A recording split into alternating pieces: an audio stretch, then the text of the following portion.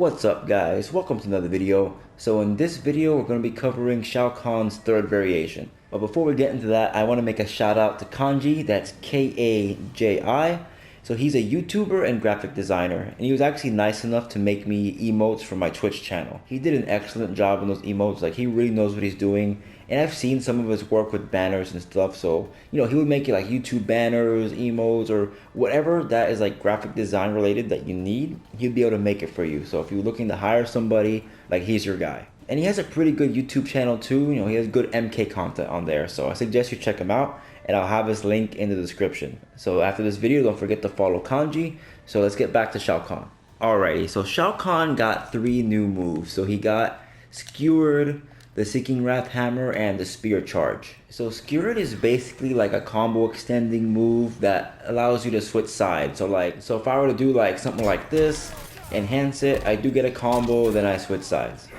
Which that's pretty cool. Like he doesn't have something like that in his other variations. And it could be used as an anti-air too, because it goes pretty high. And it starts up in 11 frames, so it's not too bad. Alright, his next move is a Spear Charge. So the Spear Charge is what replaces his tackle. They basically both serve the same purpose. But the only thing is though, the Spear Charge, like it leads to his combos, like if you enhance it or whatever. But it actually has less damage than his like tackle does. So I'm going to show you the difference in damage between the Spear combo and the tackle combo.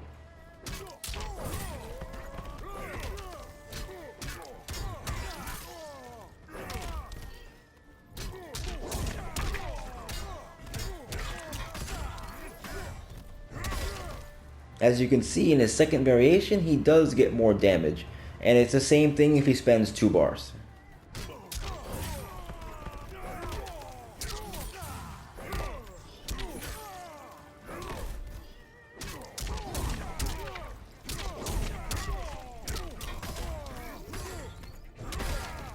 So this variation does fine for combos, it just doesn't match up to his other variations. Okay, and his next special move is his Seeking Wrath Hammer, which is this one here.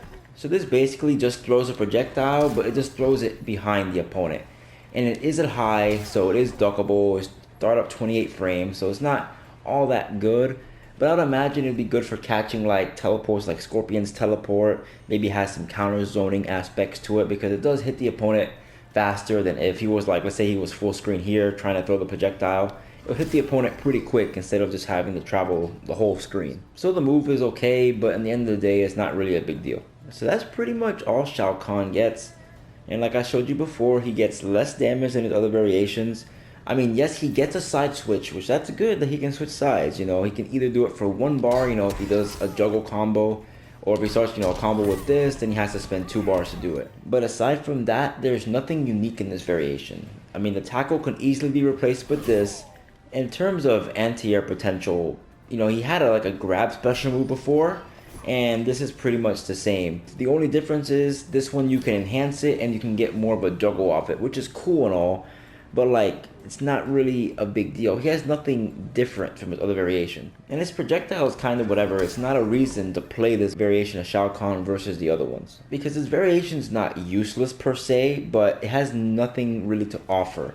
Because like I said, his second variation, if you compare the two, the second variation is just obviously better. The second variation actually gets more crushing blows because he's able to buff himself, and then he's able to get that hammer special move that he usually finishes combos with. When he's buffed, that gets him a crushing blow, so he gets tons of damage. So this variation is losing out on crushing blows, a little bit of damage, and honestly both variations do have the ability to have a side switch combo. The only difference is, like I said before, this one, it just has it so where you could enhance it and then get a little bit more damage. But that's not a reason to give up crushing blows, extra damage, all that stuff, just for a little bit better side switch combo. Because honestly, if Shao Kahn wanted to, he could just use 2 tackles and then still end the combo in a side switch and actually get more damage than what this variation can do. So really, there is no reason to use this variation whatsoever. It's not bad, you can definitely win with it. But if you want to play Shao Kahn, you're not going to play this variation. You're going to play the second one. Now the first one, there's really no reason to play that one either, even though it does have some 50-50s to it. But really, there's no reason to play this variation. So that's about it for Shao Kahn. And now we've officially covered all the third variation reviews. So I'm glad I was able to get this done before Netherrealm decides to release a surprise 4th variation. Now I don't think they actually will, But it'll be actually really cool if they do. But if they do release fourth variations, I think you need to add more special moves for each character, because like they pretty much used most of them already for the three variations they have. And like if they just do what they always do and just take the moves they haven't used yet and put it in a new variation, I can't imagine how like crap the fourth variations will be. Because honestly, they barely thought about the third variations. I mean, some of them are really good, but some like Cassie's are just complete garbage. So fingers crossed that they add a fourth variation, but I just don't think they will. But anyway, guys, that's about it for the video today. If you guys enjoyed, please make sure to like, comment, and subscribe. Follow me on Instagram, on Twitter. Follow me on Twitch, and I'll see you guys next time.